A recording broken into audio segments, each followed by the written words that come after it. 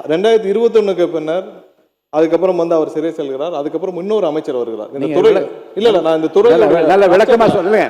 அப்புறம் அண்ணன் தங்கம் அவர்கள் அமைச்சராக இருக்கிறார். அதற்கப்புறம் வந்து மறுபடியும் இன்னொரு அமைச்சர் திரும்பவும் அமைச்சராகிறார். ஏன்னா இந்த துறையில 4 அமைச்சர்கள் போன 5 வருஷத்துல இந்த துறையில 4 அமைச்சர்கள் மாற்றப்படுகிறார்கள். கடைசியாக திரு சிவசங்கரன் அண்ணன் சிவசங்கரன் அவர்கள் வந்து அமைச்சராக இருக்கிறார். இந்த மாதிரி இந்த துறைக்கு 4 அமைச்சர்கள் மாற்றப்படுகிறார். அந்த 4 அமைச்சர்கள் மாற்றப்பட்ட 4 முறை அமைச்சரவை மாற்றம் நடக்குது இந்த துறைக்கு மட்டும். அதுல என்ன நடக்குதுன்னு பாத்தீங்கன்னா, எல்லா வருடமும் அதாவது ஒவ்வொரு வருட காலகட்டத்திலையும் பாத்தீங்கன்னா, இப்ப சொல்றோமே நம்ம ஆட்கள் பற்றாக்குறை எல்லாமே சொல்லி வரோமே, இந்த துறைக்கு மட்டும் அதாவது 2016 நான் அதுக்கு முந்தைய ஆண்டுகாலில் மட்டும் ஒரு கம்பேரிசன் சொல்றேன். 2016 2021 ஆண்டு காலத்துல மட்டும் நம்ம மொத்தமாக இங்க ஆட்கள் வேலைக்கு எடுத்தது வந்து 9613 பேர். அதில் இந்த 2021 26 காலகட்டத்தில் வந்து 343 பேர் மட்டும்தான் வேலைக்கு ஆளுகிறதுக்கு எடுக்கப்பட்டது இந்த துறைக்கு. ஸோ அது ஒரு மிகப்பெரிய, ஏன்னா 15,000 பேர்கிட்ட 10,000 பேர்கிட்ட நம்ம வந்து ரிட்டையர்மெண்ட் ஆகிற இடத்துல 343 பேர் மட்டும்தான். இது மிகப்பெரிய ஒரு பற்றாக்குறை. அது இல்லாமல் சப்ஸ்டேஷன் அதுக்கு முந்தைய காலகட்டத்தில் வந்து 2016-21 காலகட்டத்தில் 359 சப்ஸ்டேஷன்ஸ் கொண்டு வரப்பட்டது. அதில் இந்த ஆண்டு காலம் இதை 2021-26 வந்து 122. ஸோ இது மாதிரியான இன்ஃப்ராஸ்ட்ரக்சர் லெவலில் பெரிய லெவலான எந்த பெரிய மாற்றங்களும் செய்யப்படவில்லை. ஸோ அதே காலகட்டத்தில் நீங்கள் ஒன்றும் இல்லை, இப்போ தளவாடங்களை பற்றி சொல்லியிருந்தார். எவ்வளோ தளவாடங்கள், அதாவது நாங்கள் டிரான்ஸ்ஃபார்மர்லாம் நிறைய வாங்கணும், இந்த வார காலகட்டத்தில் நிறைய தளவாடங்கள் தேவைப்படும். அதுக்கு முந்தைய ஆட்சி காலத்தில் இருந்து வாங்கின தளவாடங்களுக்கும் இப்போயும் கம்பேர் பண்ணோம்னா, அதுக்கு முன்னாடி பார்த்தீங்கன்னா 84,000 ஒரு டிரான்ஸ்ஃபார்மரும் போன 5 ஆண்டுகளில் 99,000 டிரான்ஸ்ஃபார்மர் மட்டும்தான் வாங்கப்பட்டது. ஏன்னா நம்மளுடைய தேவைகள் மிகவும் அதிகம். நமக்கு இப்போ மட்டும் பார்த்தீங்கன்னா இந்த துறைக்கு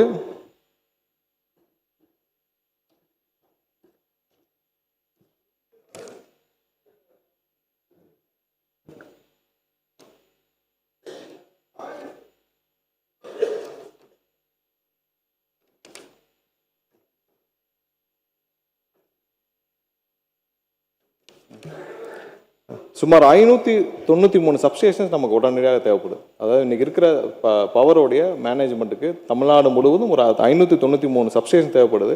ஸோ இதெல்லாம் ஆய்வில் உட்கொண்ட நம்மளுடைய தமிழக முதல்வர் கிட்டத்தட்ட 3 முறை எங்களுடைய துறைக்கு ஆய்வு செய்திருக்கிறார். அதில் ஆய்வு உட்கொண்டு இந்த வருடம் மட்டும் உடனடியாக 209 சப்ஸ்டேஷன்ஸை வந்து அப்ரூவ் பண்ணி அதை உடனடியாக நிறுவ வேண்டும் என்று கூறியிருக்கிறார். அடுத்து வர சில ஆண்டுகளில் வந்து 263 சப்ஸ்டேஷன்ஸ் வந்து நம்ம நிறுவ வேண்டும் கேட்டுக்கிறார். இது இல்லாமல் நீங்க விளக்கமாக சொல்லிக்கிறோம். அவங்க இப்ப கேட்ட அந்த சியூஜி நம்பருக்கும் கேட்டிருந்தார். சியூஜி நம்பர் ஏர்டெல்ல வந்து அவர்களே வந்து அதுல சேவையில பிரச்சனையா இருந்து அது இப்ப நிறுத்தப்பட்டது. அது நிறுத்தப்பட்ட காரணத்தினால் நம்ம அதை திரும்ப அந்த நம்பரை வந்து இது மாற்ற முடியுமான முயற்சி செய்தோம். அதுல டெக்னிக்கல் ப்ராப்ளம் இருந்தனால புதிதாக வேற வெண்டர்ட்ட நம்ம நம்பர் வாங்கி அதுவும் நேற்றிலிருந்து பயன்பாடுக்கு வந்துவிட்டது. நன்றி. மாண்பு உறுப்பினர் வி. செந்தில் பாலாஜி அவர்கள்,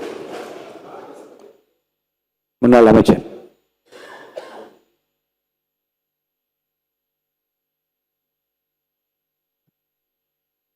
மாண்புமிகு பேரவைத் தலைவர் அவர்களே, ஒரு வார்த்தை பேசினால் மறு வார்த்தை பேசுவதற்கு எங்களுக்கும் தெரியும். இதுதான் வேண்டாம். இல்ல நான் வேண்டாம்னு பேசிட்டு நீங்க நீக்கிறீங்க. மாண்புமிகு பேரவைத் தலைவர் நீக்கிறேன்னு சொல்றதுக்கு அப்புறம் பொதுவெளியில போனதுக்கு அப்புறம் நாங்க பதில் சொல்லாம ஊமையா இருந்துட்டு போறதுக்கு இந்த சபைக்கு நாங்க வரல. எங்களுடைய மக்களுடைய கோரிக்கைகளை நானும் பதில் சொல்லிட்டேன். இருங்க, அவர் சொன்னதுக்கு பதில் சொல்லுங்க. அவருக்கு மாண்புமிகு பேரவைத் தலைவர்களே, நான் இந்த ஹார்ட் டிஸ்க் சம்பந்தமா கேட்டேன். பொதுவெளியில் மாண்புமிகு மின்துறை அமைச்சர் அவர்கள் சொல்லுகின்ற பொழுது சீரமைப்புகள், முறைகேடுகள், வார்த்தைகள் பார்த்தீங்கன்னா ஒவ்வொரு பத்திரிகையாளர் சந்திப்புலையும் பெரிய தடிமனான வார்த்தைகளாக பயன்படுத்துகிற மாதிரி ஒரு தோற்றத்தை உருவாக்குறார். அதான் எங்களுடைய எதிர்க்கட்சி தலைவர் போட்டுதலுக்குரிய எங்களுடைய சின்னவரப்ப சொன்னாங்க காலையில். எது இருந்தாலும் நம்ம பதவி ஏற்றுக்கிட்ட கடமையை நிறைவேற்றக்கூடிய வகையில் ஒரு தவறுகள் இருந்தால் உடனுக்குடன் அதை சுட்டி காட்ட வேண்டும், அதன் மீது நடவடிக்கை எடுக்க வேண்டும். அதுதான் நம்ம உறுதிமொழி எடுத்துக்கொண்டதனுடைய அர்த்தம் நிறைவேறும். அப்படி இல்லாமல் துறையில் சில தவறுகள் இருந்தால் அல்லது முன்னால் உங்களுக்கு கண்களுக்கு அது தவறாக தெரிந்தால் உடனுக்குடன் அதை சுட்டி காட்டி நடவடிக்கைகளை மேற்கொள்ள வேண்டும். இப்ப துணை மின் நிலையங்களுடைய நிலைகளை பற்றி சொன்னார்கள். 423 துணை மின் நிலையங்கள் கடந்த 5 ஆண்டுகளில் திராவிட மாடல் ஆட்சியில் அறிவிக்கப்பட்டு 122 துணை மின் நிலையங்கள் நிறைவேற்றப்பட்டு பயன்பாட்டிற்கு கொண்டு வரப்பட்டிருக்கின்றன. நீங்க கொடுத்த வெள்ளை அறிக்கையிலேயே ஏறத்தாழ 122 துணை மின் நிலையங்கள் 10,109 கோடி ரூபாய் மதிப்பீட்டில் பணிகள் நடைபெற்று வருகின்றன என்று உங்களுடைய வெள்ளை அறிக்கையில் நீங்களே தெரிவித்திருக்கின்றீர்கள். அதற்கு 5,066 கோடி ரூபாய் செலவுகள் செய்யப்பட்டிருக்கின்றன, மீதம் இருக்கக்கூடிய பணிகள் நடைபெற்று வருகின்றன என்று சொன்னீர்கள். ஆகையால் கடந்த 5 ஆண்டுகளில் மின் உற்பத்தி அதிகரிப்பதற்கு அதற்கான புதிய திட்டங்களையும் புதிய மின் உற்பத்திக்கு ஏற்ப மின் விநியோகத்திற்கான வழித்தடங்களையும் கட்டமைப்புகளையும் உருவாக்குவதில் திராவிட மாடல் ஆட்சியினுடைய நாயகர் மாண்புமிகு முத்துவேல் கருணாநிதி ஸ்டாலினுடைய பொற்கால ஆட்சியில் மிக சிறப்பாக நடவடிக்கைகள் மேற்கொள்ளப்பட்டன.